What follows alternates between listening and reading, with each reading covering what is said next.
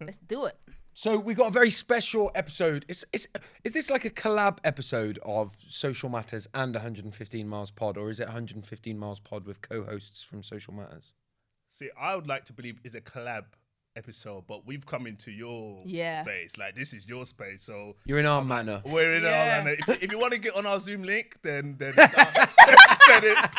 our manor. But now we're in your studio, in your space. I'm like, this is I would say with Social Matters co-hosts. Okay, so it's a collaboration. So for anybody that's listening, that's used to just me and Hass, we've got a few more voices on the show today.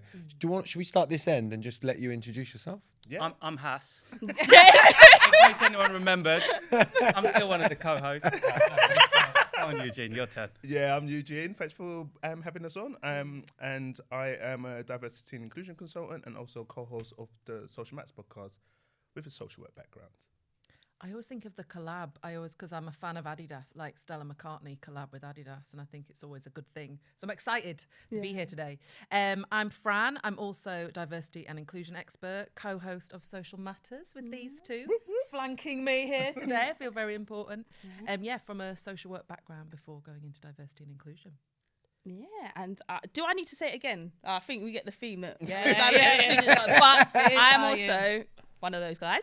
And my name's Nadia. And I've also got, my training's in social work, and I'm also a family and systemic psychotherapist. So yeah, You've got to get that in. do you know what I mean? What does that mean? What's that last I'm thing? a family therapist. So I use kind of family therapy ideas and systemic ideas to kind of help in helping organisations think about their diversity and inclusion. Promo. Yeah. I didn't know that bit. Did you not? Should I have? I don't know. No. I think last time I just said I was a therapist, Yeah. which is still true, but I thought you was going to say, which is still quite good. Okay, look, and I guess today the topic that we're going to get into, once we've done our normal official start, we are going to talk about the sort of cultures within workplaces and stuff like that. And it will be good and interesting to get sort of a breadth of different opinions and aspects of what we're talking about. But before you go on, I want to ask Fran, of the Adidas and Stella McCartney, who's in the room here? Who's Adidas and who's Stella McCartney? Oh. Remember who your people are. hang on a minute, who's the desirable one? Oh yeah. Like, who would you want who would you want to be? I think I'd want to be Adidas. Yeah, me too. Okay, Yeah. cool. Yeah. No disrespect. Wearing the to Nike. okay. Yeah. Oh, why are you? Did the camera get that? I know. I was suddenly like, right, okay, I'm in Nike. Okay, Adidas. Throwing it out there, I'm the only one with Adidas. No, you. Oh, Adidas. Adidas, is Oh. it? It's Adidas. No, it's Adidas. Oh, but I'm the only one wearing them, so And also Nike or Nike. I jumped on yours with the Nike, but I say Nike. yeah, it's Nike. No, Primark or Primark? What? It's Adidas. What did I say? Adidas. It's Adidas. You nearly. It's not Adidas. No, It's Adidas.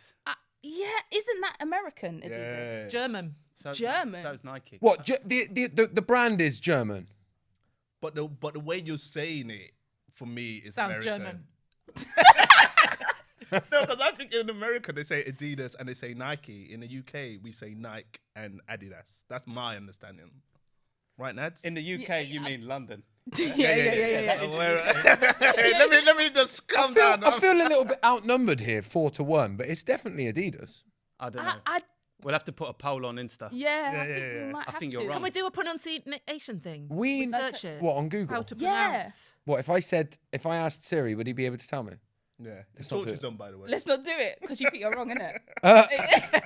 Well, no, I'm going to do it then, Okay, right? confident. Pronounce Adidas, right? How do we spell pronounce? I don't think this is going to yield the search results you want it to. Because you're You know when telling you go it. into Google, After you think, I've Jimmy- got the answer. I haven't got the answer. So, how do you remember how to spell Adidas, by the way? 1D. After dinner, I did a shit. That's exactly what I said in my head. That's exactly what I said in my head. I've never heard of that. That is literally how I spell it, yeah. Hang on a minute. When you Hang just on. said that, I was like, what? Where's this podcast going? Oh, you didn't tell me where to prepare not that use- because I got so many stories. Did you not do that at school? And then all day long I dream about sex? No, is that? That's another, yeah, because it's all day long I dream about sport, isn't it? Oh, I That's didn't why. know. Hang on a sec. Hang on a sec. Hang on a sec. Hang on. Adidas. What was that again? Say it now, John. Adidas. Say it It's all now. down here from you. Adidas. I feel outnumbered, but I'm definitely sure it's Adidas. And the worst part is, as well, it says underneath, the brand is delivered from the name of German founder Adolf Dassler. So I've just told you it's all day long a dream about sport, which isn't true. You're probably pronouncing the sneaker. If you're from America, you're probably pronouncing the sneaker brand Adidas. Mm-hmm. That's completely wrong. It's Adidas. Can we start again, please? But look, let's start with a normal check-in. I'm gonna start with you, and then we'll work our way round. So, you know what we're doing with the check-in. You take a little bit of a moment to check in where you are. You're not allowed to say I'm doing all right. I'm very happy that you've been proven wrong yet again. It's the first Adidas. time on 150 miles Yeah. in 3 years. It's taken you to bring in the cavalry. I felt bad because I brought that Google check there. But thank you for entertaining us. Will you join us every time? Yeah. No, very happy, excited. This is fun. We've been having a laugh already, so this is good times. Good times. Yeah, good. Well, let's go to you, Eugene. I'm pretty great, actually. I feel really happy to be on here. Life is good. I saw a glimpse of the sun on the weekend, so I'm like, yeah, why not? Like, we're in a good place. Should you be reading that newspaper? Put it down. I thought you were more highbrow than that. Of the sunshine. Oh, Let me okay. just correct that. Not really the sun. But yeah, no, really good. And like when we do our podcast, it's great just chatting and having fun. So being with you guys, I feel we're gonna have the same kind of vibe. So yeah, looking forward to this. Yeah. Also feeling good off the back of a long weekend. I'm enjoying the shorter weeks. Also enjoyed seeing the sunshine, not reading the sun. Just excited to be here. And enjoying being flanked by my two faves. Although I feel like a small child riding in the back of a car in the middle. where you've got the proper seatbelts and I've just got that one that goes across here and I could fly out at any point. But all good. Just the top half would fly out. Yeah. I'll hold on to you. Thank you. Yeah, I'm really good as well. When we get together on podcasts, it's always a vibe, isn't it? But now we're joined by you guys, or we've joined you guys, and it's still a Collab. vibe. Yeah, and it feels really exciting. I'm gonna confess, like when we walked into the room, I totally like had a moment of like, this is so cool, this is so cool, and because like Eugene said, we're usually just on Zoom, but this is really special to be here with you guys. So thank you for having us on. Thank you. Yeah, we'll have to do it, but like make sure this isn't the only time, isn't it? Yeah, for sure. Just like keep bringing you back in, but we'll have to, don't keep making me look silly. Started the podcast. Next time you come, we'll do Primark and Primark, and I'll make sure that I've done some research. lose. Oh, Nike and Nike. In Ireland, they call it pennies. Let's not go there, though. What? Primark? Oh, yeah. What, Primark? Yeah. Is it? Yeah, it's called pennies. What, it's the same place, but it's called pennies? Same company, but I think it's called pennies. Oh, he's gone with the think there. He's added thinking. Yeah. All right, where's the Google? Get your phone out. Josh, how are you doing? Yeah, I'm all right. Not allowed to say. Yeah, I'm all right. No, good. Lovely, like you say, with the sun's out. I think everybody's mood changes slightly when the sun's out, 100. right? And I'm a proper... If I could have it my way, I'd live in the... I'd go somewhere where it was sunny all the time. We've had this discussion on 115 miles before. Haz is a seasons person, aren't you? I am a seasons person. So Haz is happy with the seasons. I'm going to go this way, that way. Are you seasons, or would you have it hot all year round if you could? I think I prefer it hot all year round. I Yes. think I do. I got to go seasons because when the seasons changed, so for example, this weekend where it's felt like spring / summer, the sense of joy, jubilation, and excitement in the air, it's kind of worth the bleakness for that joy. So I'm seasons. Yeah, I'm not buying that. Exactly. See, you were like, Yeah, just let us speak. Like Yeah. that. Does hot weather even exist? Yes. Yes, it does. Tropical island. In Australia on the beach. Yeah? Yeah, they're in Australia on the beach now going, this is nice, but imagine how nice it would be if it was fucking cold last week. I am hot all year round. I think what people forget when we talk about the weather and seasons and hot all year round is the fact that it's bright. Like one of the things that makes me happy is because I wake up in the morning and it's bright. Like yesterday at 8 o'clock, it's still bright. I think daylight is so important. So I don't mind if I'm sweating at 30 degrees, 40 degrees. I just want it to be bright and Yeah. You said 30 degrees, 40 like bro, 40 degrees is a lot. yeah, I don't care. But it's I don't a want the lot. snow. If it means it melts the snow, then that's the life I'm about. Okay, but do you have an optimum temperature? Because I remember going to the Atlas. I went to Morocco and it was 50 degrees and it was so hot. I didn't speak for the whole holiday, and I was a totally different person and personality because I was just focusing on surviving. Yeah. Like, do you have a temperature where it's like Josh sweats at 13 degrees. So Sweat terribly, yeah. 50 might be a little bit too hot. Yeah. Listen, 30, 35. oh, you see now, revising too hot. Yeah, 50. seasons? Too You're back hot. to seasons. That's a That's what you season. need. What, 30, Between 35? 13 degrees when you start sweating and then 35. No, that's May to July. No, listen. I don't need it to be 13. I'm 30. I said 30. I'm happy 30 to 35. And look, if you really need that cold weather to enjoy the hot, you could go on holiday skiing. Yeah. Yeah. So you just want Britain to be a hot place, do you? Yeah. But Is that too much to ask? Too much for you to ask? But is that not just I'm global coming around warming? to the idea actually. I know. I'm like Because you didn't say we could go do cold elsewhere. I thought you just meant like the world just has one hot temperature the whole time. Well, that wasn't what I said, was it, Haz? You didn't clarify, Josh.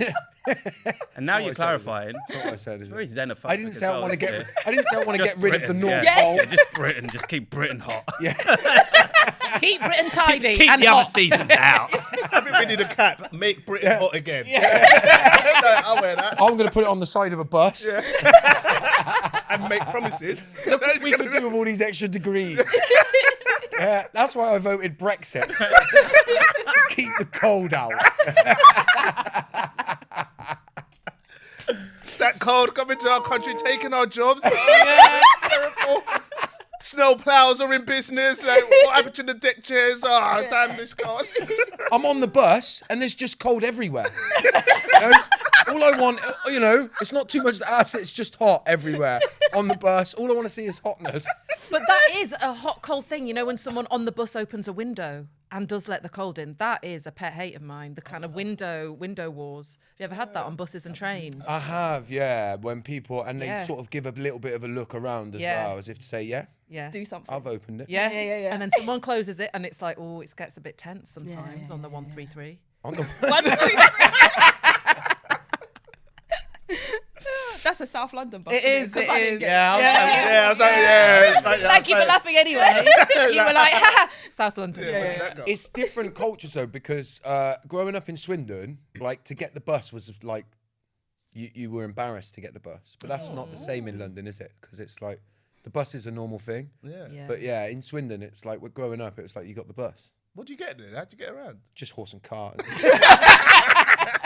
No, like car. I don't know, or walk. But yeah, the bus was seen as a bit sort of like working class. How is it? What were you growing up? Working You class. know? But you know what I mean? You know, it's like, oh, you got the bus. Anyway, we're going to move on to room 101.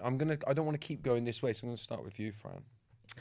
Room 101. Okay, so mine's not very deep. It's just things that have happened to me this weekend. So I'm just going for the literal, practical things. So I've got a couple, if that's all right, but I won't take up the whole podcast. So one of mine was I was on a train going up north on Saturday, and this is interesting in terms of the order that people wash their hands, is when you go for the soap on the train and then there's no water. And I was there on the train with a handful of soap and no water Lathered to wash. hands. Yeah. And then that to me is that needs to go in room 101 when there's no water on a train. And I'm not even joking. So I was stuck there and I just had to, yeah. What but did then, you do? Come on, tell us. well, I just, You wiped I the seat, just didn't had you? to, yeah. So, and then it's interesting because I was thinking about the order of way around people do it. Do you water then soap, or are people soap then No, water? I'd be soap. But usually, I was thinking usually it's the other way around. There's water but no soap. So I've got a Yeah. bit of a confession. If I use the toilet on a train, I am so grossed out by it, I will touch absolutely nothing, including the sink to wash my hands. You don't have to touch the sink. You have to touch the taps. Oh no, but sometimes No, you it's don't. No, You it's just like put, you just put sensors. your hand up. It's sensors. Yeah. Nah, Clearly, he doesn't even. I'm in and out of there. I've got a thing about washing, like touching service stations. Yeah. I'm not even. I'm They're not washing usually my bad, hands aren't there they? either. Yeah. Oh no, I always wash my. You have to. Yeah, You have to. After because you're touching because I'm touching all the surfaces. I'm like, okay, I have to leave. The last thing I have to do is wash. Yeah, my but then when elbow the door. elbow out. Yeah. Elbow out. Josh, Elbow you out. just confessed that. Yeah. No. Yeah, I'm very happy with where. I don't even want to We're touch all the door going with to my. reshake Josh's hand today. Okay, so you had a second one. So soapy hands, and then when I came back to London later that day, flat tire on my bike, and I haven't had one for about 5 years. And as a cyclist, I was like, they are the most annoying things. My bike is tied up with a flat tire. Had to get the train home, and I can't get anywhere at the moment. So these are quite personal, very like egocentric Yeah. 101s. But there were just things that happened to me that I thought, oh, they're really, really annoying. I can't imagine changing an inner tube with soapy hands either. Do At you least not you have? wouldn't get the dirt on your hands. Do you not have? You didn't think that was funny, did you? No, I didn't. Move on. What you'll notice is I- when Hass drops jokes that aren't funny, I just carry Yeah, on. you just threw him shade, but anyway. So yeah. Do you not have the gloop in your inner tube? The gloop.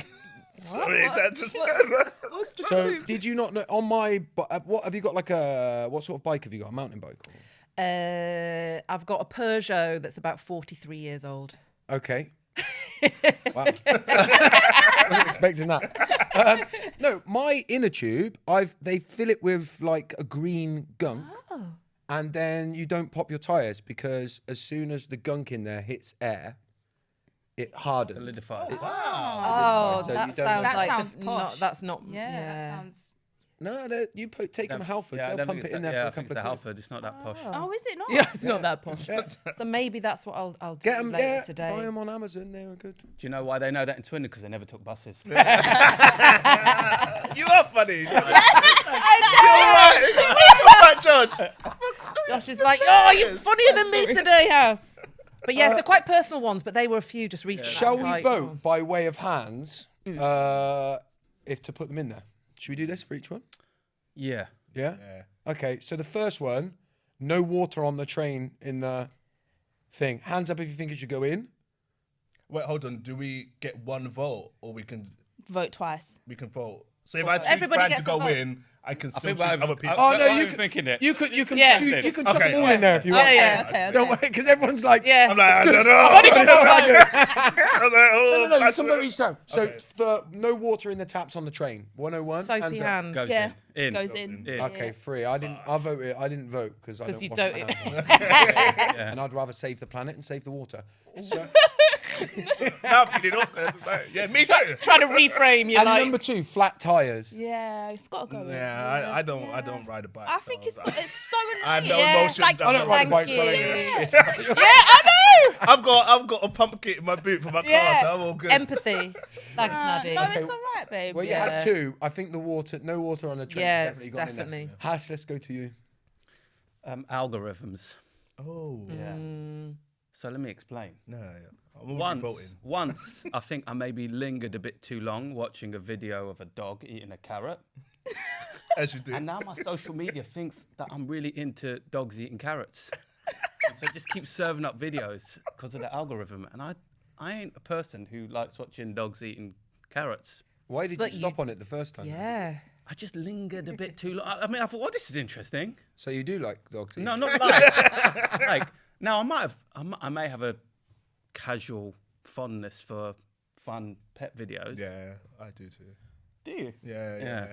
Oh, you two That- are really but- bonding. You were It's the proximity. Yeah. But now, like, it's sort of started to mess with my mind. And now I think maybe I'm one of those people that actually likes watching animals eat food. Yeah. That's what the algorithm wants. Yeah. That's what it wants. Get rid of it. But what do we lose without an algorithm? Because my thing is that what the algorithm has picked up, and I do kind of like it. I don't know if I liked it before or I like it because the algorithm has pushed it towards me, which is watching people getting their hair done, cut or like plaited or plait or whatever. That's what I like Before watching. you knew it. No, now. You didn't know it? No, I didn't know I liked it. It's not like I was standing outside the barber. So looking at that the you're supporting the algorithm. I know. I kind of am, because like you don't. It's almost like I was introduced to something brand new, and when I walked too fast past the salon or the barbershop in the 90s, whereas actually if I slowed down, I would have loved what I saw. So I think I'm a bit of I'm into. I'm with you because No. I think the algorithm gets a lot of bad stick, yeah, but I like what it serves me up, man. Like I get trainer adverts all of the time on there. Like I quite like the algorithm, and then once you get to know it, you can sort of manipulate it a little bit, can't you? It should serve you how to pronounce Adidas. Now it will. Now you search. I'll search it. It will serve me that. Yeah. I get scared by the which maybe is linked to algorithm, the phone listening in. Like I was with my mate the other night, she was telling me about she wanted to buy an orange sofa. Riveting conversation. Ever since then, I've had orange sofas coming through my phone. Yeah. It's like So that's a little bit. And also I get ones that it's almost like they know your demographic. So it's like over 40, life insurance, menopause, all sorts of jazz. Like I'm like... animals eating carrots. No, So I get really like direct marketing, are you nearly dead vibes? And I'm like, come on. So yeah, I don't like You know the what over cracks me 40s up as well is algorithm. they now serve you when you go on a website. They serve you an ad, don't they? As like comes up saying, "Are you happy with the cookies?" Yeah. Like if you say no, I reject them all. They're gonna go, "All right, we won't listen to you then." Like we were without your permission. Yeah. Because we had this conversation, didn't we? And you were like, Yeah. I reject them all. I'm like, I just ignore that. Accept the Or cookie.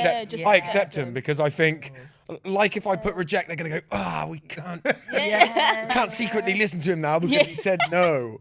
Like, the phones listen, I think. 100%. Oh, yeah. TikTok's going for a massive thing in it of Yeah. they're actively, like, being caught gathering data, aren't they? Oh, really? Really? Yeah. Oh. You know, like on like a top level, I really don't like the fact that it happens, but on like a personal level, You like the personalization?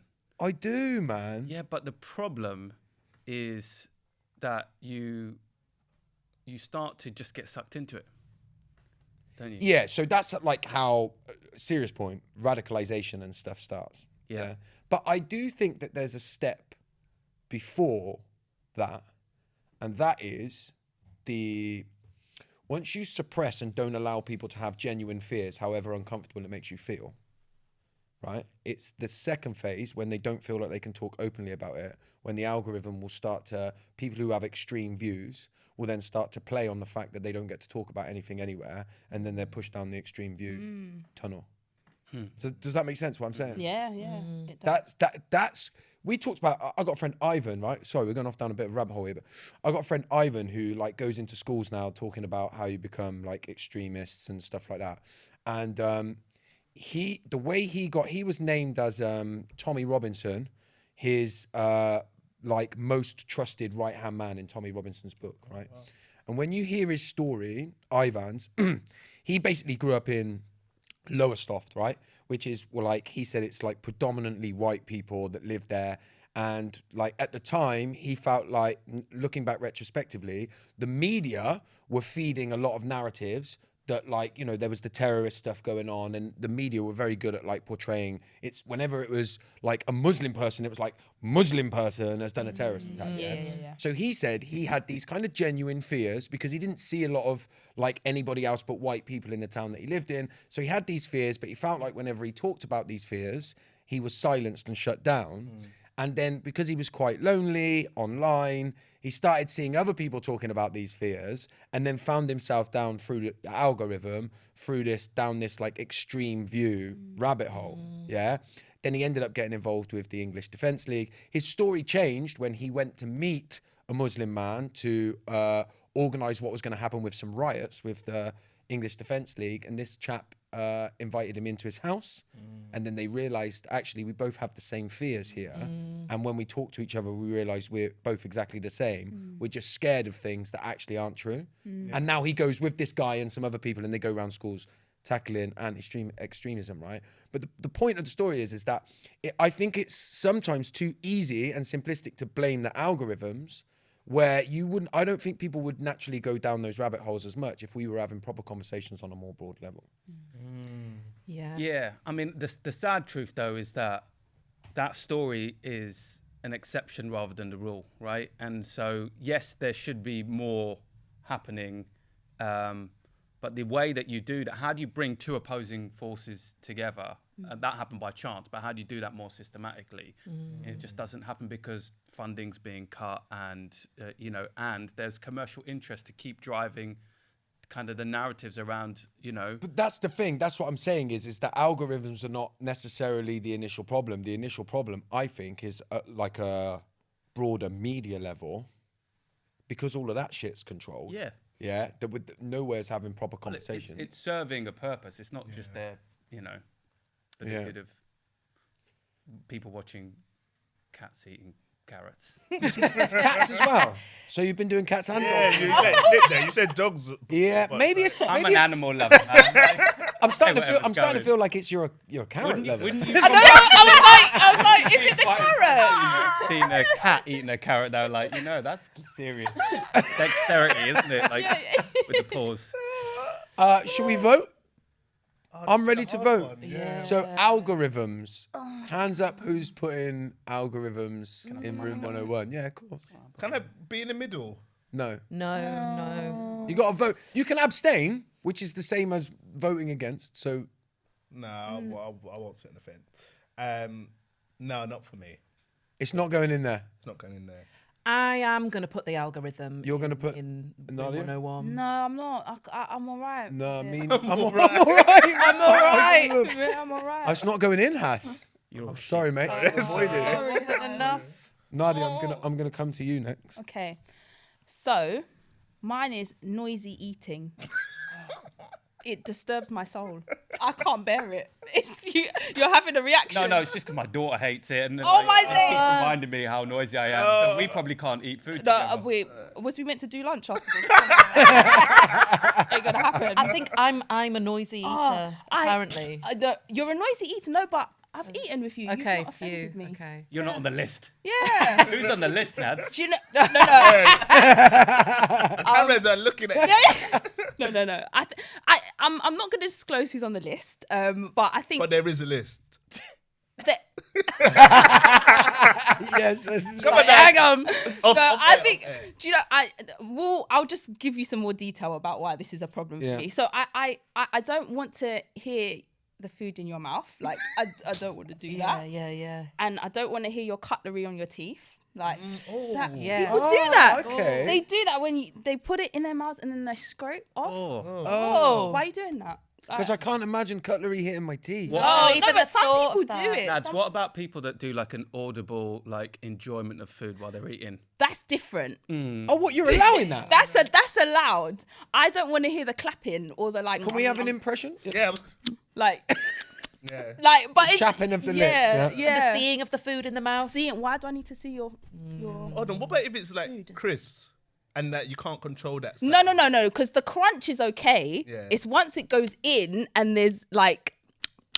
With the Yeah, crisp, why? yeah, Yeah, yeah. that really The upsets first me. bite's okay. After Yeah. that, Yeah. Yeah, it's all downhill. I also don't like when your cutlery She's scrapes going your in. plate. Oh, Like, Oh, I yeah. understand. that is yeah, so yeah. it's so upsetting to the point where I don't like cut my food like that. You eat with I- plastic knives and forks. No, I tear. Tear, Yeah, so you don't- Yeah, The risk of the knife scraping. It's like especially if they have them clay plates. They're like a little bit Yeah, I have rough. A couple of those. awful. Do you know what? I think like I need. Oh yes, I feel like you're gonna vote. Yeah, you can see he's like, I can't because I'm a noisy eater, but but the cutlery thing, I'm with you.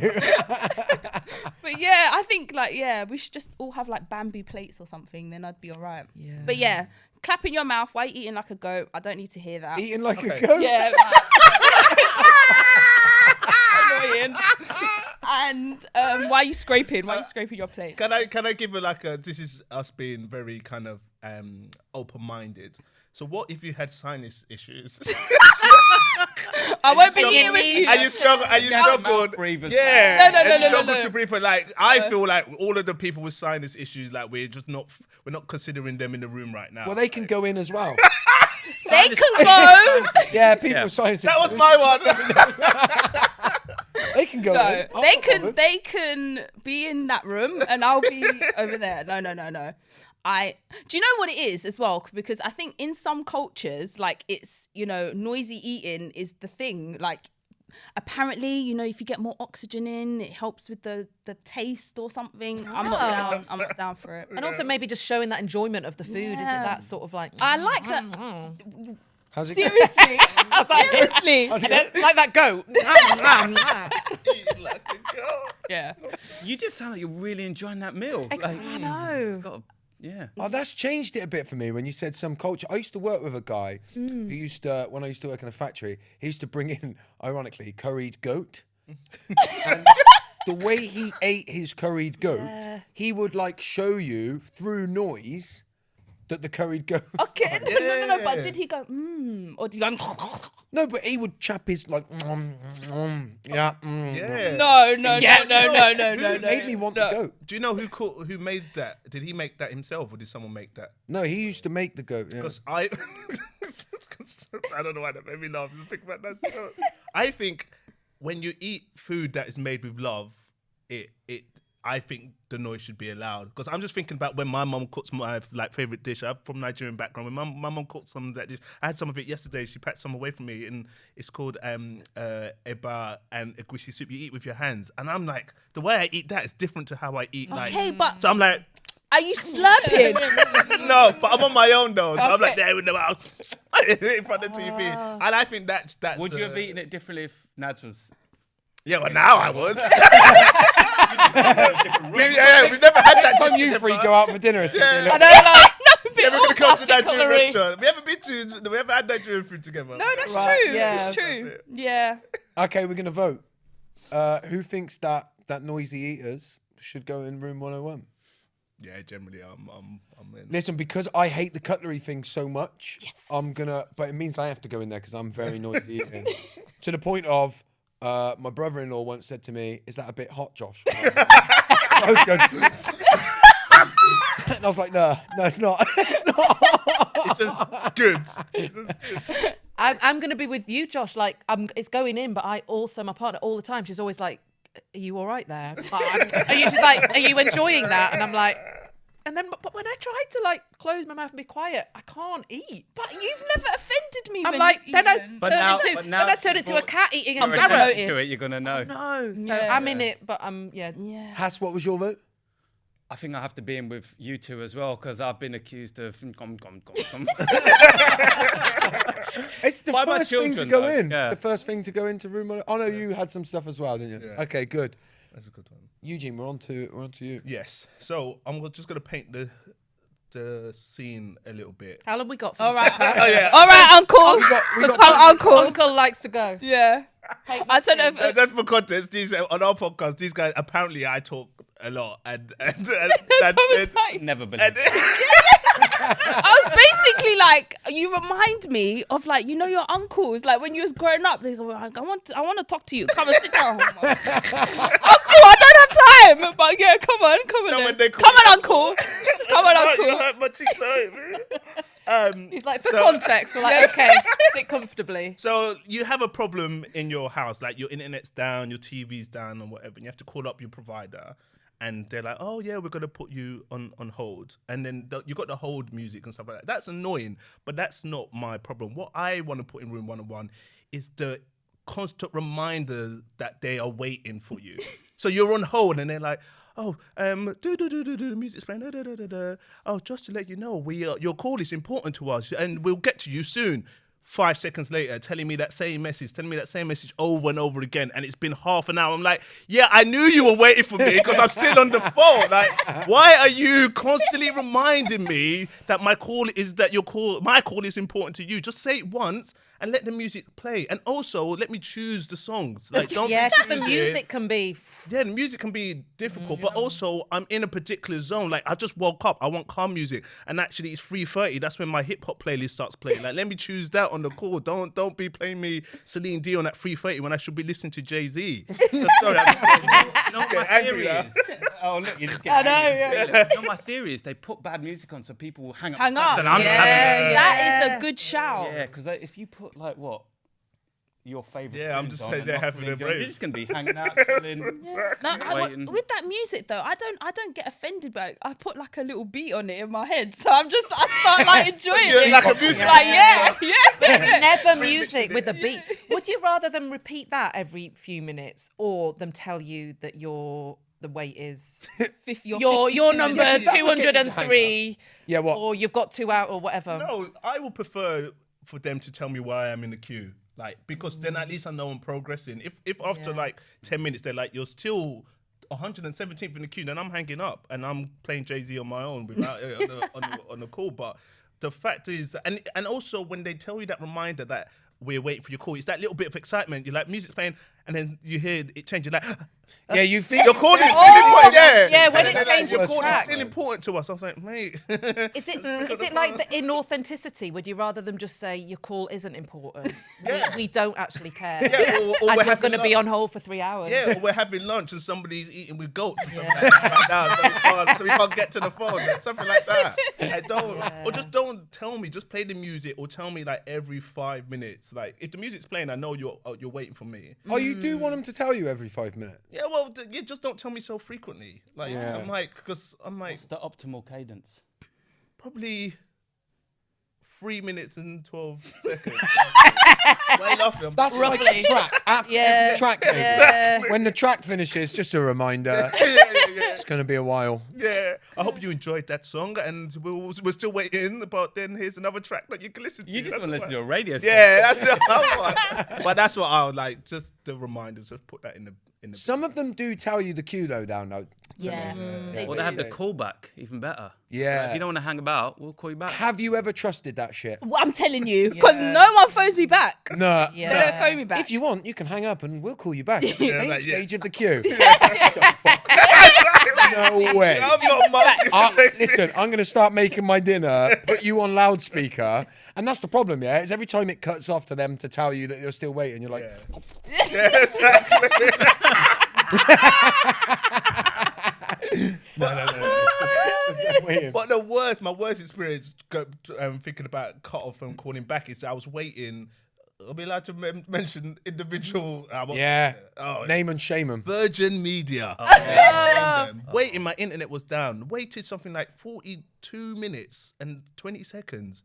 And then the phone just hangs up. I was going to say, I've had that. They're notorious. Yeah, for you that. feel like I someone's hate just gone, no. I hate that. Yeah. And by the way, whenever you're phoning a Wi-Fi provider, they're like, please tell us in a few words while you're on this call. And you go, Wi-Fi down. I heard your Wi-Fi is down. Is that correct? Yes. Did you know you could visit... And then they hang You're not up. listening, are you? Yeah. You're not listening. My Wi-Fi is down. I can't visit. I'd love to visit www.helpcenter.com, but my Wi-Fi is down. And they do that. They hang up at the end, don't they? Yeah. Then you have to go back through. And choose a different option. Yeah, and every time you do it, you think you're being really clever. You're like, the next time you hang up and then you come back and they're like, why are you calling? You're like, I'm going to leave. Yeah. I heard you're going to leave. Is that correct? You're like, yeah. Hi, I'm James. Yeah, calling then from they Birmingham. normally answer quickly. Yeah. Some of them are getting wise to it though. And they just go, exactly. your contract has been cancelled. Your cancellation fee will be sent. I was bluffing you. Please let me come back. I'm sorry. Okay, I think we better vote. Who's putting this in room 101? Yeah. Yeah, it's hand up for me. I think it's going in. Why are you debating that? You want people to? She talk just to wants to every argue with second? you. That's it. Like, there's no debate. Yeah, today. I want to take mine back. Of that. No. Do you know what it is? Do you know what? I am going to put my hand up. This is why. It's the music or the time waiting doesn't offend me, but the frequency would. Like the that's the frequency. That's I'll put that in. Yeah. Like making the beats as well. Yeah, that's it. Yeah, that's it. I like. What's your optimum time though? Um, For a little check-in to remind you of how long it's going to be. maybe like 2 minutes. I think that would be all right. So short, you like it every 2 minutes? Yeah. Yeah. Who's never thought about this ever before this conversation? Like, what's the optimal waiting time between? I've never thought about it. Really, What? None of you? That's never come to your mind. You guys have never been annoyed by that. You know what? I think there's enough in the world to be worrying about. No, That's that's right, my Hash. top. Yeah. That's just what Global videos warming. of dogs eating carrots. Yeah. It's like I got all I day. feel a bit hard done by I it. got all day. I don't care how long you got. Yeah. Okay, it looks like it's going in. Yeah. Not make the noise, Josh. Ka-chung, that's what I normally do when it's in there. Oh, because we do this quite a lot. My one is... It's not going in. It's Vote. adult sleepovers. Is that a thing? But that not- just hear me out. It's not actually adult sleepovers I hate. It's the offer to stay at your place after a social event. Someone offering, someone like me coming to your house for social event saying, "Oh, I'll No. just stay around." So we're at a social event, yeah? Right. It's like near your house, yeah? So it's quite far away from mine. And you're like, afterwards, if you want, you could crash at mine. You're not on it. I'm like, you want me to do a night of socialising? And then you think what I want after a fucking night of socialising is some time at your gaff and more socialising.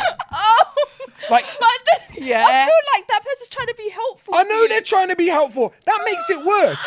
It's like, you don't want me to sleep at your house. I know you don't want me to. You're offering because you think you should. I don't care if you've got a spare room. I'd rather sleep on a bed of nails in the centre of a roundabout than come back. And then, because now I've got to come back. I've done a bit of socialising that I didn't want to do. Right, I've gone right. because I have to. Right. Yeah. Now I'm at your house. That awkward, like, can I go to bed now? Yeah. And then in the morning, in the morning, I got to wake up and share toast with you. Yeah. No, Yeah. honestly, the thought of it. No, but can I just ask? Does it depend on who it is? No, Oh, wow. no. In Even- fact, if I knew you less, it would be better. 'Cause then we both kind of know we don't know each other. There's your room. It's a bit like a hotel. If I know you, it's like you want to dissect. No, A family member? no, Oh, wow. no. That's even even family. worse. Pardon? Not even family. No. Listen, I'll come to your social event if I have to. Yeah. But I'm going to drive, yeah, so I can leave when I want. Fair. Yeah. Yeah, And when I leave, I don't want to see human beings. Okay. I don't want to. Yeah. How often do you get these offers? Offers, yeah, Because I'm just trying to think about how often do I get those offers? just get do you get them like thrown every at week? you. Yeah, like every week. Do you want to come stay around mine, Josh? Is that- A testing friendship when now. when I travel with work, people will often say to me, you can crash at ours if you want. Look at his face. I know you're like, I'm like, yeah, I'll have a look. Crashing at work colleagues and work network people's houses. Nah. No, not friends, man. Not friends. Like, now we're at an age where they've normally got family as well. This is my wife. Hiya. Did you have a good night? Yeah. I'm just putting the kettle on. I want to say no, but I'm going to say yeah. Because it's rude, isn't it? Yeah. I can't say, You're in I just the want to go to bed. Yeah. I just want to go, the kids. Oh, now the kids are there and you're going to show me photos of the kids down there. Oh, this is nice. Josh, they're just being nice. Yeah, I don't want to be. What are you doing in their house? I don't like being nice for nice's sake, man.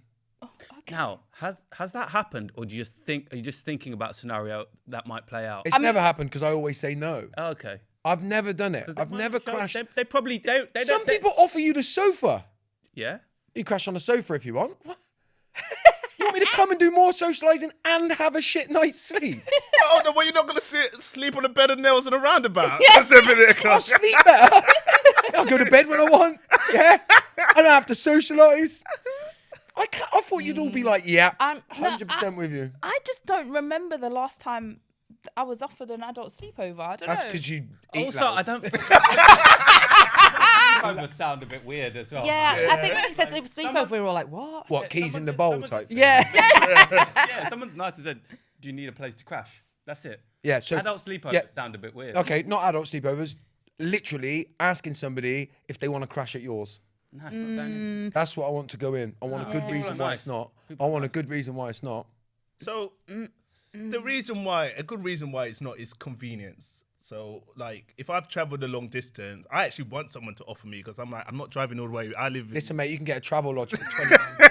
Yeah, but I just... Let's hope you never have to do a gig. now. Yeah, You know what I mean? I was like, let me cancel that trip to Swindon. Would you offer me a place to crash at yours if I happened to be in? Oh, No. Right. What if I lived in Glasgow At least and I you're came down to consistent. Swindon? Pardon? Yeah. If I lived in Glasgow No, and I he'll came give down you to the number. Swindon. No, I'll pay for your hotel. Yeah. Yeah. I'll pay for your hotel, or I'll like tell you when. But I want to hang How with close your they are. kids. Like if I know you, I'll offer to pay for it, knowing that you'll say no and pay for it yourself. Okay, nice tattoo. No, no, man. I need. Do you know what? I really need a little bit of space away from people at night to recharge. Yeah. I don't human well. Fair enough. Yeah. Cool. I feel like this has gone No. down just as well as that I didn't wash my hands. In the station. So is that going in 101 or? No, No, I can't don't feel strongly about it, bro. Yeah. Sorry. Oh, go on. No, you go. I'm with you. Oh, I am. Thank you. Yeah. Thank God. I'm with you. I would crash at someone's if I needed to, but my preference would not to be, for sure. No, that's so if different. I've gone to a friend's house across London and it might be like, do you want to stay? I would rather go home for sure, have my own bed and comfort. No, but what if Yeah, you but- wanted to stay? What if you needed to stay? Why would you need to stay? Because someone Where are you getting this need from? 2023, man. You can get from Glasgow to Swindon, where I live, in 6 hours. But then you can also rest and then do that 6-hour journey in the morning. You can rest in a hotel, man. Hey, but don't you want toast with them in the morning? You get that shit. Do you know what? Definitely. I really respect your Yeah. your boundaries. Conviction. Like, I Yeah. really respect it. Yeah. Thank you. Yeah, But I but it's can't still put not it getting in one. one of them. Yeah, that's what I'm saying. Still not getting in. What I got. Bye. That's what I got from that. No, it wasn't art. It's a genuine admiration. Of Thank you, I'm yeah. not gonna be doing this. Oh, nice. Thing. This When is we're what finished I need. here, I'm going. Yeah. No hanging out no more. Know your limits. Yeah, so mine's probably half. I think it would be my preference, but I would crash if I had to. Yeah. Whereas you're a Hard no. clear, hard no. Yeah. Don't matter how close I am. Yeah. Poor you. I can hear everyone in there. Yeah. You got soap on your hands or not soap on your hands, unwashed hands, and you're like I'll in take the my- 29p I'll take travel my lodge. grubby hands and go home. Thank you very much. I thought everyone would be bang on that. Right. Shall we move on to the main topic of conversation for today? Sure. We're doing terrible for time, which is great. No, we're not. We've got plenty of time because this can be a long episode. I'm just going to throw the first question out there, and whoever puts their hand up first, by the way, is who I'm going to come to first. So if anybody's got a burning thing here to say, what do you hate about the current conversation around workplace culture and why? And if nobody puts their hand up, I'm going to pick Hass. 'Cause he's got his phone out, so he's got some shit written down over there. Have you got it up, Hass? Don't come to me. Yeah, I'm coming Nice, to you, great. mate. Eyes down, look him. Oh. Algorithms. No. People eating loudly in the workplace. So, what I hate, hate's a strong word, so probably not quite hate, but I would say it feels like conversation around culture is very polarized. You're either sort of on one side and you feel really strongly about something, or you're on the other side and you feel really strongly about something. And it's very difficult to kind of find a middle ground often. So, for example, we've talked quite a lot about boundaries and workplace culture, and actually Josh and I have rarely have like a similar opinion, but we seem to have a similar opinion in that work is hard. Like it's not always easy, and sometimes you're going to get kind of pushed out of your comfort zone. But I think there's a lot of narrative around workplace culture that sort of demonizes it and makes it feel like it shouldn't exist in any form. And I think it's very difficult to have meaningful debate on stuff often because of where you sit or the other person you might be speaking to, their inability to hear. So it's not just about you having a strong point of view. Sometimes it's an inability to hear as well. So I think that I find that sort of polarizing narrative is very difficult. I'd also say workplace culture, particularly when it comes to like organizations, there's a lot of posturing, there's a lot of virtue signaling, there's like we do this, and like they talk more about it than is the experience of the people. Yeah. Right, so they often talk about your employees should be your best advocates for your organization, but too often what gets kind of publicly talked about on social media or in their kind of branding or their literature around kind of employee engagement or workplace kind of culture is very different to the experience of what it's like working in organizations. So I think that's what really I hate that actually probably. Can I ask you a question on that subject, right? Because I've always had this thought, like when culture is a result of the way that like we are within an organization, right? It's the product of the way that we are. When you work with organizations, what happens if the people at the top, if you've got a group of leaders within in an organization that are just not very nice people? Yeah. I don't think you can train not very nice people to lead a good culture. So sometimes, like, I know that we need to train people, and there might be like, say like as you grow your business and stuff like that, as it gets bigger and bigger and bigger, right? There might be blind spots for you. I know you're a good person. There might be blind spots for you that create parts of the culture that need improving. Not might be, there will be. Yeah. But what happens when like bad people are just running a business? Like they can't, for me, my belief is, if I'm being honest with you, they can't do anything but posture. Yeah. Because I don't think they'll create a, do you understand the question? Yeah, I do. So would there be, maybe the question is, would there ever be a time where you just wouldn't, where you'd go in with an organization and you might not bluntly say, there's nothing I could do for you, but you might pull away and say, I'm not going to work with you? Yeah, it's happened. I'm not going to name it, but like it's definitely happened. I think, you know, that basically just signifies that place is going to have a toxic culture until something meaningful and seismic is done. So when you're saying they can't be trained out of it, you're right. You're probably right, because they've made a collective decision to get to that point. So unless something significant happens, like there's a leadership change or there is like some serious like consistent and persistent kind of infrastructure change, it's just going to be the same.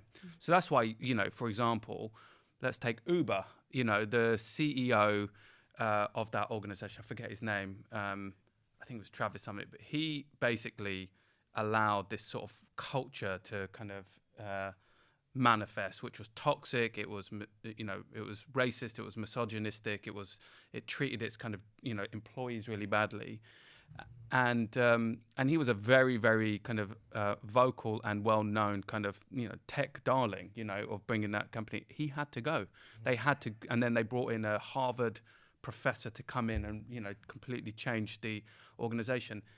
And she left being like a tenured professor to come in, and even I don't think she could do it. Now it's different now than how it was, but they had to make some serious changes. And that means the person at the top has to go often, but it doesn't happen often enough. Yeah. I was just really connecting with what you were saying about, you know, that posturing and kind of, you know, this is what we say we do, but what's the vibe in the organization? And I think, one, if we've been brought in or to a company, then there's maybe a recognition, okay, something needs to change. And so if it's you're not willing to change, then maybe you need to go so that some other change can happen. But also, if you're saying, oh yeah, I'm a collaborative manager, how do I know that? How do I see that? You can say that to me, but how do your ethics play out in moment by moment? How do I kind of see you being collaborative in your emails to your staff, in how you speak to, you know, your colleagues and stuff? So I think that tells you a lot as well about how people kind of are, you know, what they say and what they do. How does that kind of like match up? How is that congruent? So yeah, how do your ethics play out in the moment by moments thing is something that I really hold on to. Like this idea as well, I think we said this before, of like, oh yeah, if you can say, oh yeah, I'm an anti-racist, you know, oh, that's so great. How would I know that if you didn't tell me? What would I see you doing? What would be happening? How do I know like that you're going to challenge racism in the moment by moment? So yeah, because there often is that disconnect, as you said, between like what an organisation is saying, like we are anti-racist or we respect diversity inclusion, but if people on the ground, as you said, the vibe, I like to think of the vibe in the place, they're not feeling that, then that's a very different thing. And I think I agree with that polarisation often in terms of strategy and culture being often seen as quite separate, and actually they need to be part of the whole kind of thinking of the organisation. I read somewhere once that really resonates with me in the culture eats strategy for breakfast. And I think it's such a kind of important point to think about how you need to have them going together. And I think sometimes you might have like the people team doing culture and then maybe the CEO thinking about strategy, but it needs to be embedded in all of it. And I guess back to the idea of the toxic people at the top, it is that thing, isn't it, of how ready people are for change. I think sometimes when organisations are calling us in, that's a starting point. You know what I mean? Even if they're not quite there and they may be doing it as a little bit of posturing, there's something in that we can work with. But I guess it is about readiness for change, I think, sometimes. And yeah, sometimes there are some places or people that are not quite there. But yeah, I think you see a lot of that, don't you? Like, we are anti-racist, but if the people on the ground are experiencing racism, it's a very different thing. Yeah, and also when I heard this question and thinking about culture, I think there's one word used to describe many different experiences. So what organizational culture looks like to the CEO and to the senior managers look very different to the intern that has just started. And I think that is one of the real issues with the debate around organizational culture, is that that term is put out and then it's almost like not challenged, or not kind of, people are not curious about what that looks like for different people in the different parts of the organization. And then a strategy is set, a direction is set, people think about things that they have to do in a practical way to challenge or change organizational culture without really getting input and buy-in from everyone in all parts of the organization. As you guys know, and I say on our podcast all the time, I'm an Arsenal fan, a football fan, a sports fan. I always make links to Mikel Arteta and how he has set the culture at Arsenal, the new culture. And the person at the top for me leads the organizational culture, but they have to be able to recognize what they don't have, and what they may not have is perspective, it's an understanding of people's different experiences in all areas. So the need to actually go out there and feel and understand what the organization looks like from different parts of the organization is what helps you to lead, I think, a positive organizational culture. And I don't think we talk about that enough, perspective and what people feel at different. I think that's such an important point, and you know, the difference in perspectives is what often gets missed. So what you find, in our work, is you might get people genuinely and very, very authentically being ready for change in a moment, like a workshop or a 2-day workshop, and you can feel it in the room, you can feel everyone's energy. You could have the CEO in there, but actually it's what happens after that, and how you kind of canvas the people who weren't inside the room, or how do we think about the people that weren't in the room. I really loved the example that you gave of Mikel Arteta, and it made me think of a rule that the All Blacks have, the rugby team, and one of their kind of mottos is sweep the sheds. And so basically it doesn't matter, so the team, right? Doesn't matter if they've won, they've lost or whatever, they always tidy up their own dressing room after each game, because it's like no one is bigger than anyone else, and I just think that's and look at them, the motto has led to kind of them being this kind of all-powerful kind of conquering team. And I think that is a really, strong philosophy that, no one's bigger than, the organization. Yeah, and that leads in, you both use the term over here, vibe. And I think that's really important, because I do think that what happens, particularly in like the social media posturing world, is that you can make all the rational changes that you want, and implement like, this is the rational change that we're going to make, and we're going to make sure we do this and this and this. But if the vibe doesn't change, then it becomes irrelevant. And I think that we try and over rationalize our way out of a lot of stuff. And if you use the Arteta analogy, one of the big decisions that he had to make, for people that don't know much about football, he stopped playing Aubameyang, who was a high-paid, big asset really for Arsenal, and he completely shut him out really, and essentially said, though he might be doing, if you took it into a work perspective, he might be doing big numbers and achieving what we want them to achieve in terms of an asset way, the impact that he was having on the culture of the club and the way that everybody else bought in was weighed more. But it probably took a couple of years or a couple of seasons to that to come in to fruition. Do you know what I mean? He had to go through a period of everybody saying, why don't you just play Aubameyang? Why don't you just play Aubameyang? And he heard it all the time, Reed Hastings, who's the one of the founders of Netflix, said, don't tolerate brilliant jerks. That's sick. Yeah. Yeah. And organizations are, I'm sure Netflix has some of them, right? But, but the fact is, we see so much of it. People are allowed to kind of get away with stuff because they're delivering numbers and they're delivering this. And actually to go against that and take a stand and make a decision, I think it's really brave. Yeah, it's short-term pain at the price of long-term gain, isn't it? Yeah. If you like get rid of the numbers, in the long run, it's going to be better for you. Yeah.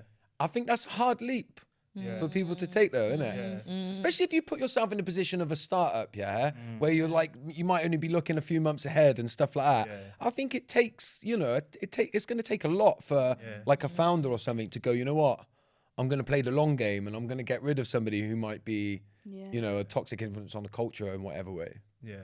And that's why I think the transparency and the honesty is important. If you're like, I would prefer to be a part of an organization when they say, look, right now, numbers is the most important thing. We need to get money. We need to get things off the ground.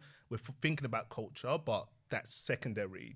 And you touched on it before, is I think the challenge with thinking about the build up of organizational culture or a particular culture, it becomes inauthentic when people are like, no, this is our priority, whereas actually their priority is kind of numbers and money at the expense of like people feeling good and things like that. And I think if transparency was something that is the most important thing, and people know that from the start, from the beginning, then I think people can accept that a bit. And that's massive, man, because I can think of one or two organizations that I've worked with, startups, that have probably done what you said, which is focus on the culture solely at the beginning. And they've done it at the expense of the numbers.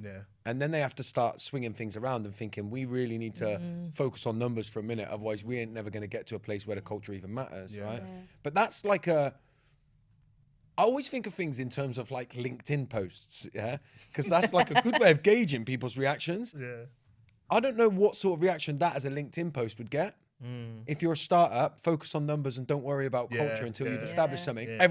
You'd get a lot of these posturing people that'd be like, no, like culture, it's not worth it. If it fails and it's got a good culture, then it weren't never meant to be. I can really see it, but you're talking about the nuance part. And I think that lends itself to what you were saying about sort of polarization at the beginning, Whenever, and that was what my answer to this question was going to be, was that polarization. Whenever you polarize too much and you don't get into the nuance, you're always going to miss stuff out. And you need uncomfortable conversations. The one we've talked in length about is the hard work, which lends itself to what you were just saying. Hard work and kind of quote unquote toughness in today's world gets a little bit of a bad rap, because we did the hard grind for so long and people got tired of that. It now goes the other way. And then it's almost like if you experience any kind of stress, there's something wrong with the culture. And it's like, if you want to grow anything to be successful, you got to go into the mud. You got to go into the mud, I think. Do you know what I mean? And that's, again, a nuanced conversation.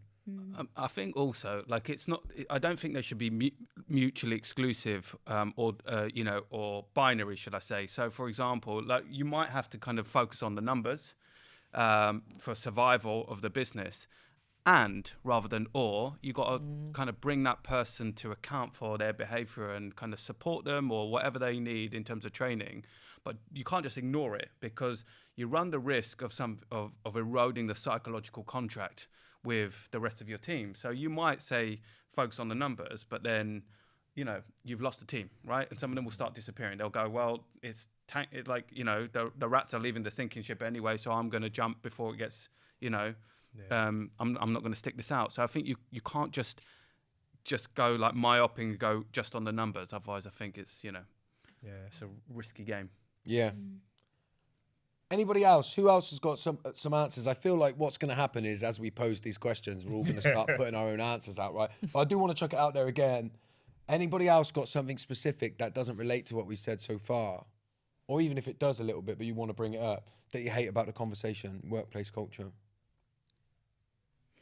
It's kind of a bit connected, but just the idea of, we need some, like, maybe some diversity and inclusion training. So come in, let's tick that box, and we're now diverse and inclusive kind of workplace. We've got a diverse and inclusive workplace culture, and I think tick boxiness is something that I think I hate about workplace culture, because just, if you're going to do the thing, do it properly. Like, get the training in, and then what happens after the training? Like, what are we doing in the times between? How do you think we change that on like a societal level? How do we...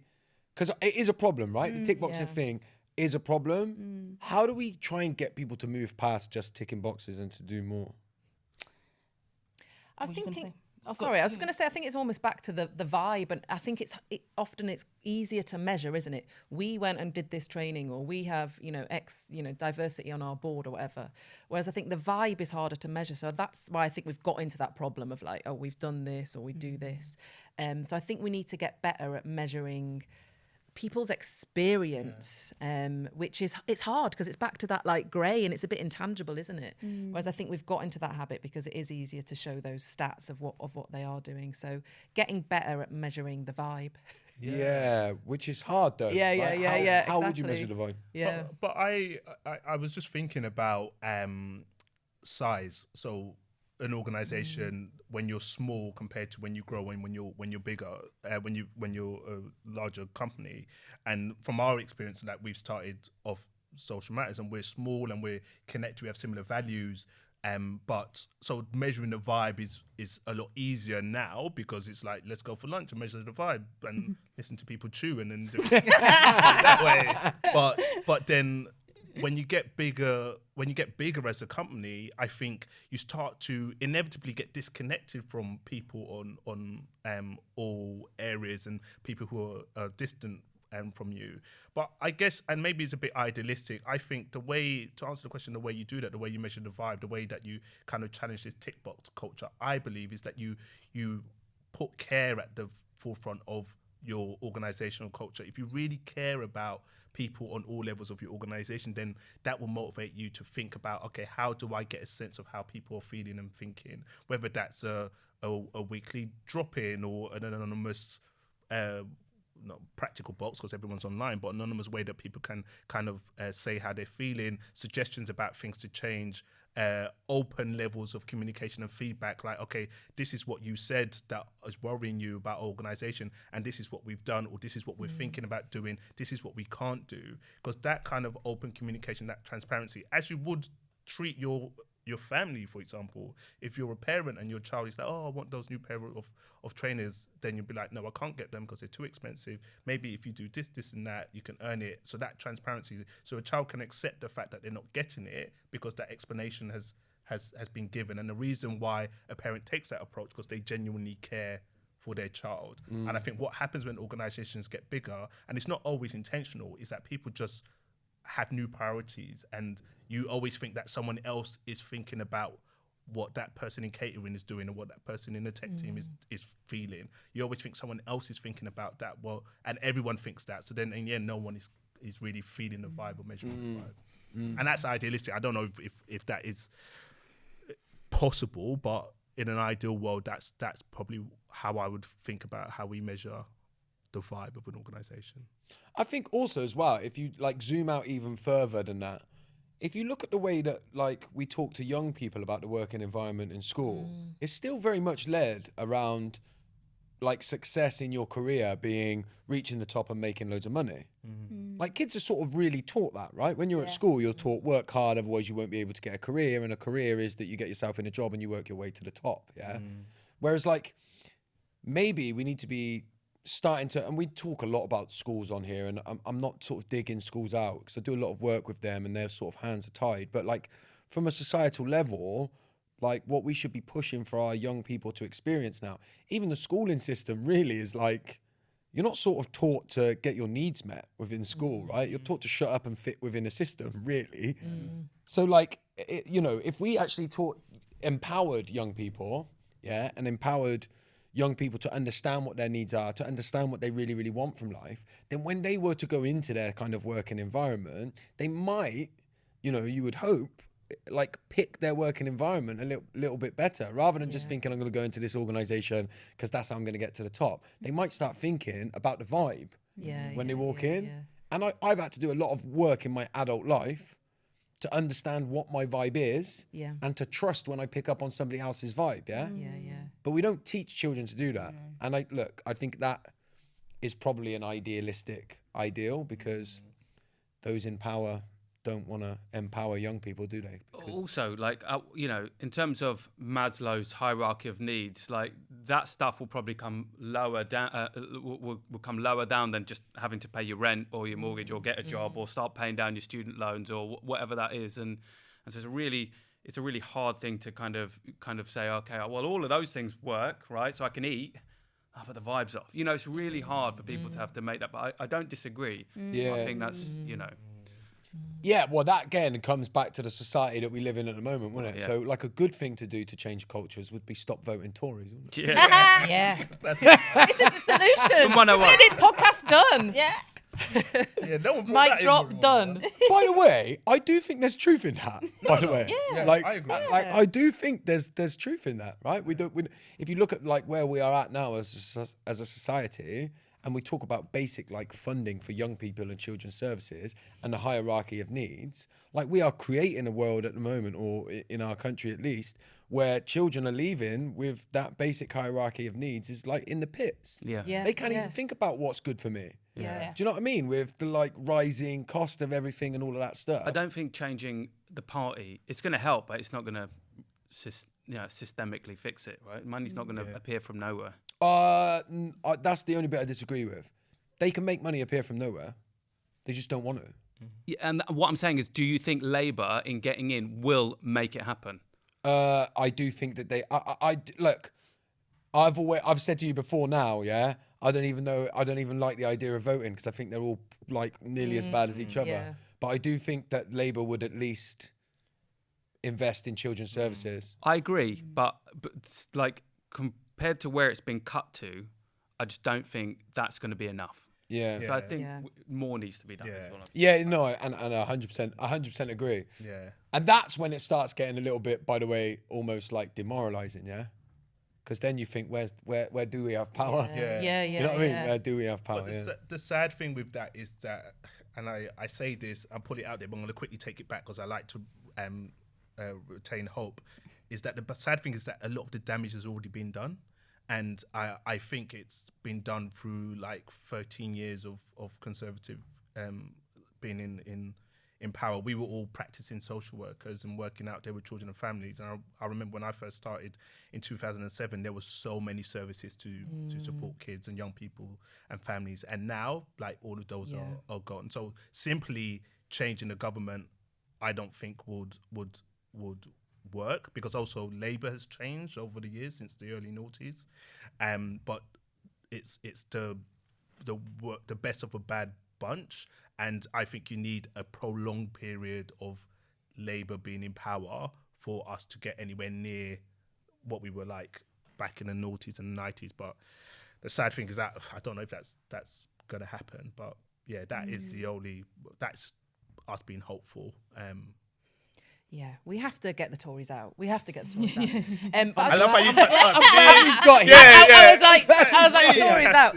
But I was thinking about just like Tory mentality is very kind of, based on the individualistic, and thinking about the work context and thinking about like people being kind or kind of caring for one another. That is relational, isn't it? If I'm all right in the workplace, but Nadia and you, John, like if I've got my vibe, but these haven't, that's not a good work culture. So again, it's moving away from that Tory mentality so that we care in a relational way. So it's not just that like, I'm only worried about my vibe, because if these two aren't all right, it's not a good work culture. So I think it's much more kind of relational in terms of thinking about self and other in organisations, which is anti-Tory.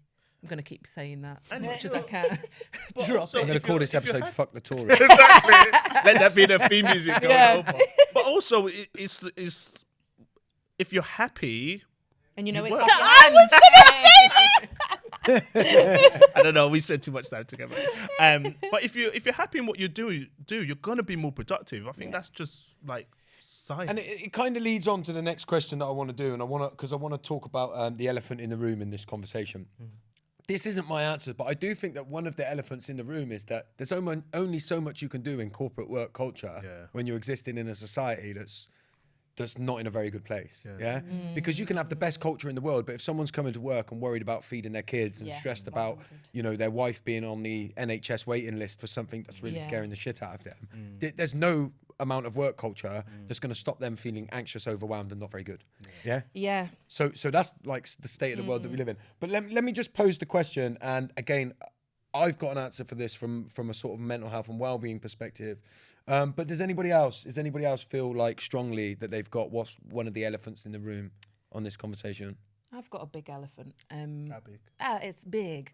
I think it relates a lot to, I guess, that idea of psychological safety in the workplace and being able to bring your whole self to work. And I think the elephant in the room is the kind of everything's fine, because it wears down on you if you're not feeling okay. And I think a lot of cultures are based on, I guess, as you said, like doing the best, reaching the highest, and there isn't the space to kind of go, do you know what, I'm having a shit day today.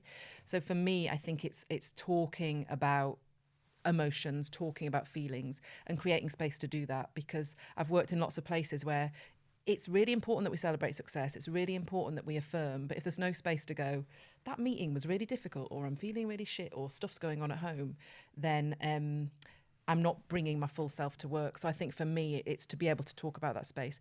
I remember working somewhere once, and it was on the like Teams intranet type, old school. So it was on the intranet. I sent a pager to someone, and call me on the pager, and it was all like, yay, like Nadia's done this or Eugene's done that. And someone just said, I'm not feeling great today, and I had this really difficult thing. And it was like, thank you. And just paving the way for that. And it's interesting, I suppose, like, I guess then taking that one step further, what creates that safety to be able to do that? Because this person was in a higher up position in the organisation, they were a white straight man. I'm wondering about some of aspects of those identity that maybe he thought, I can put that out there and it will maybe be okay. But I think for me, it's being able to bring the full array of how you're feeling and then be held in that. So I think like a lot of, I guess, from social work, ideas of attachment, thinking about the team or the organisation as a secure base, so that you can bring those feelings and you will be held and you will be contained, and that it's all right. So I think that's for me. If Fran is fine, I'm probably not being my full self at work. Yeah, and that's one of the missing links, I think, in the mental health conversation, by the way.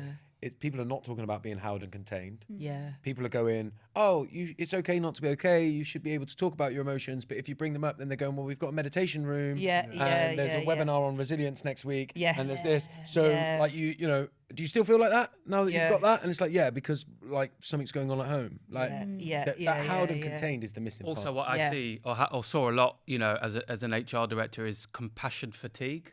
So in the beginning, it's like, I'm going to support you, and it's fine. You can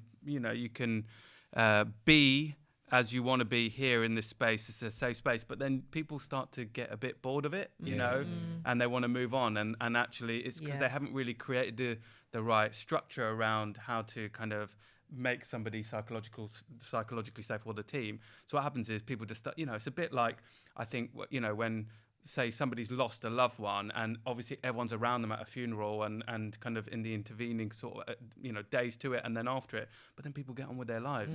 And then when people are still saying I'm still struggling, they're like, well, you know, time's to move on. yeah, exactly. So I think that you see a lot of that. And again, to get into very quickly, the nuanced part of that is at some point work does, like if you are at work, right, at some point there has to be work as well, right? And that's why I say I'm talking about the structure isn't right. So people just feel like they have to be this way, and then like, okay, well, how do I go back to being normal? Whereas I think the structure just needs to be really clear. It needs to be unambiguous. This is what happens. This is how we support you. This is what we'll do to help you support yourself. And this is the journey. And it's unambiguous. But because people just don't really know it, or they talk a lot of the trendy stuff, it just sort of disappears. And then like it's not evolving in the right way. Shall I do my elephant in the room? My elephant in the room, and I don't see this being talked about anywhere, is a lot of people are talking about inclusion and diversity and all of that kind of stuff. And then we don't have a discussion around the globalization of Western medicine and the fact that Western medicine, so as presented as it is in the DSM or whatever it is, we see that as fact.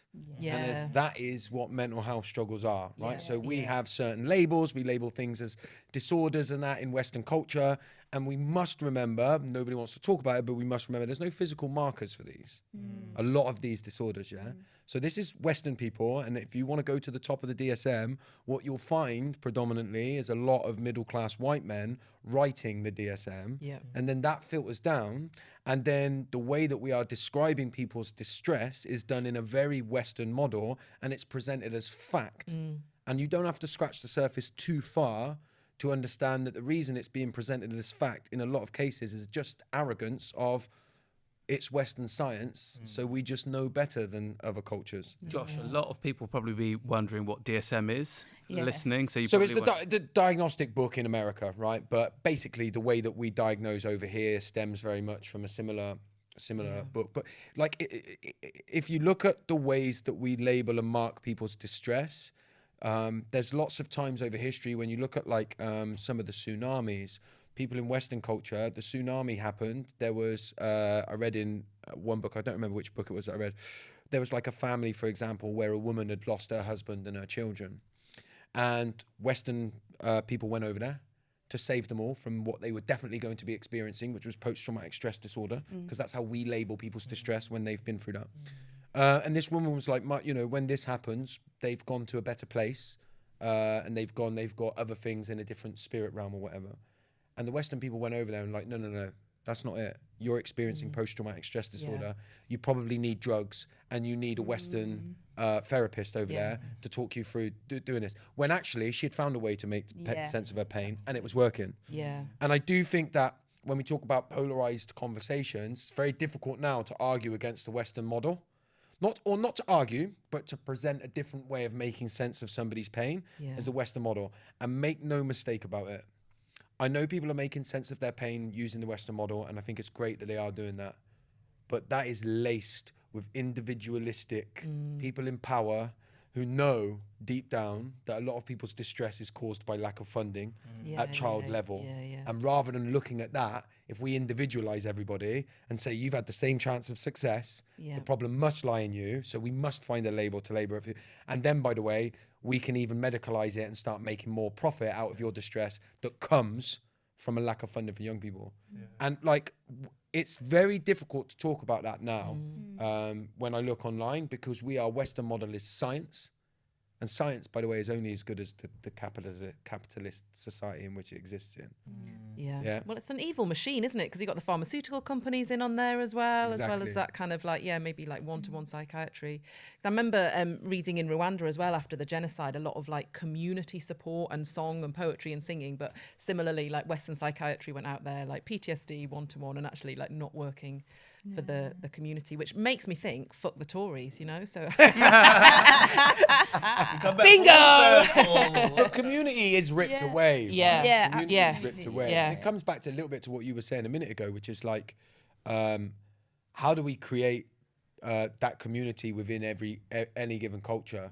How do we take somebody who's clearly in distress, which makes, in most cases, I think, perfect sense if you allow them the space to be able to explore their experience in its full context.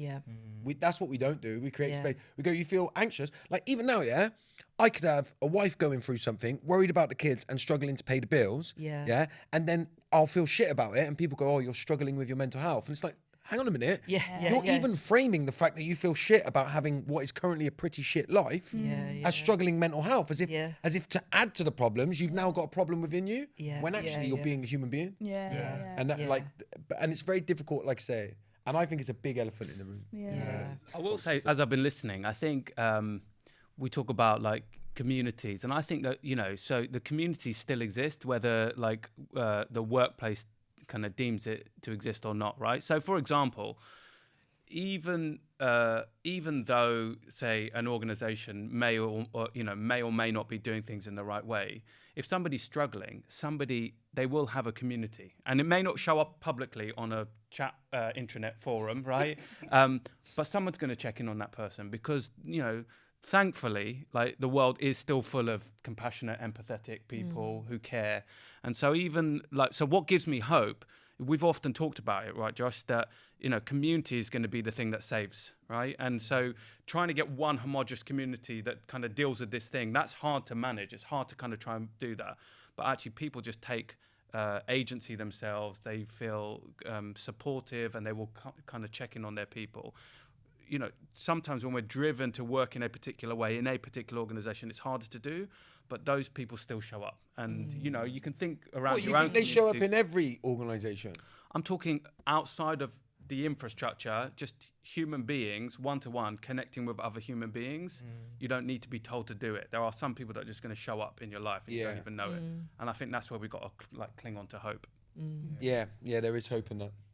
Anybody else? Elephant in the room, in the conversation.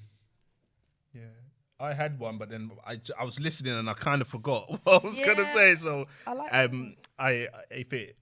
I think I'm gonna trust that I'm gonna start opening my mouth and then it's gonna come back to me. That's this what usually happens. Uncle. Yeah, this is good. There's 10 minutes left. So let's. I think for me, an elephant in the room, and this is where I was kind of thinking of, and I think somebody was touching on it before, but this idea with an organisation around admitting or recognising what you don't know, what you can't do, and what you don't have. And I'm thinking about for people to feel part of an organisation, and you mentioned earlier, Josh, around diversity and inclusion, equality and inclusion, but a key factor is people feeling a sense of belonging. Like the goal can't be to make an organisation equally diverse or have the same amount of inclusivity and things like that. That's got to take time, and possibly with people leaving, coming, going, you can never get to that number statistically around the same amount of people on board level and things like that. But before all of that happens, people have to feel like they belong, and they have to feel a sense of belonging because even if they are, for example, the only black person in a team, people are talking about race, people talk about racism, people are trying to kind of help this person to think about how their identity fits in with the organisation. And I think some organisations, the elephant in the room is people admitting that they don't have the tools or the knowledge or the ability to make people feel a sense of belonging or get to the place where an organisation is inclusive, and they kind of like maybe just plod along and let it remain an issue and not admit, actually, I don't know about this or I can't do this. And it's not even just in relation to diversity and inclusion. I think in relation to all forms of change, people maybe not really recognising what they don't have and admitting that. I feel sometimes when I've been a part of organisations, people have kind of virtue signalled or done the tick boxing exercise, but haven't really been in a position where they held their hands up and be like, you know what, I actually don't have any knowledge about that. I actually am not in a position to lead on that. And it's not even going for experts externally, it's kind of thinking internally, okay, who can I lean on and who can I bring up in this conversation that helps me to gain a better knowledge. And I think part of that is, and I'm talking from my own perspective now with my relationship with power, is this kind of unquestionable adherence to hierarchy. I think some people feel like, okay, that person's at the top, they need to deal with all of that issue, or that person's my manager, they know more than me, or they need to deal with that issue. Whereas I think there's knowledge and understanding and ability in all parts of the organisation. So that could help with getting an environment where people feel a sense of belonging. And I think that comes first before thinking about that comes first in the journey when thinking about diversity and inclusion. I absolutely love that, and it's a really, really important point. I think that needs to be heard. Is too often initiatives are solutions focused first. They go, right, we're going to do this. We're going to do this training. We're going to get this, and they're not thinking if actually the source of what you create was that everybody in your organization felt like they belonged.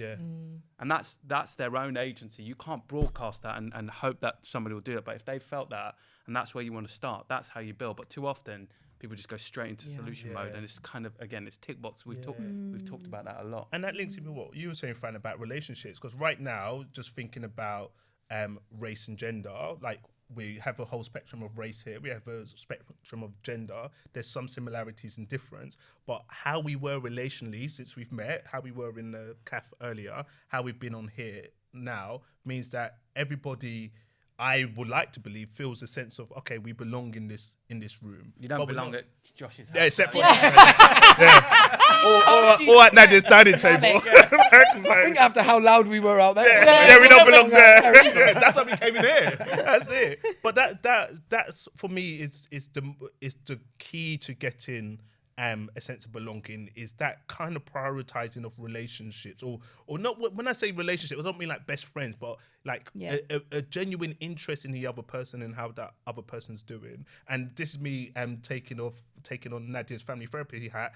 Fran and I are half a family therapist. We're half qualified. Nadia's the Together full we one. make one. We make Yeah, one. yeah. But there's an equation for change that was created by a systemic somebody called Barry Mason, and it goes, and that's correct me if this is wrong. Yeah. But change equals experimenting with difference. A willingness. A willingness to experiment with different, plus repetition, plus time. And that idea that change is not a destination, it's a journey. So sometimes when you think about people being solution focused, they're like, okay, to be a diverse and inclusive organization, we need this amount of people at CEO, we need this to happen, this to happen. And that destination is so out of reach that people give up because they're like, we're not there. But if it's like a willingness to experiment with difference, plus repetition, plus time, then Action. plus action, and Yeah. action. See, this is why Nad's got the qualification. And we're just, but it's just like, okay, let me just see what will happen if I create a forum on a Monday morning where everyone can just talk about how they're feeling, and then there's got to be probing questions about how their mental health is.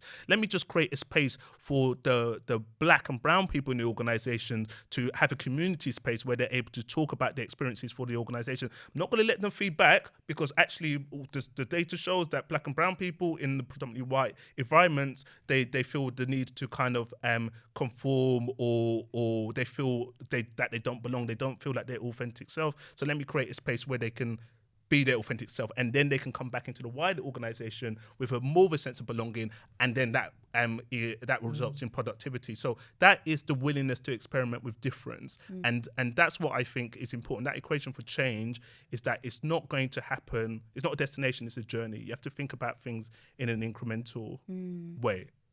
Yeah, I love that.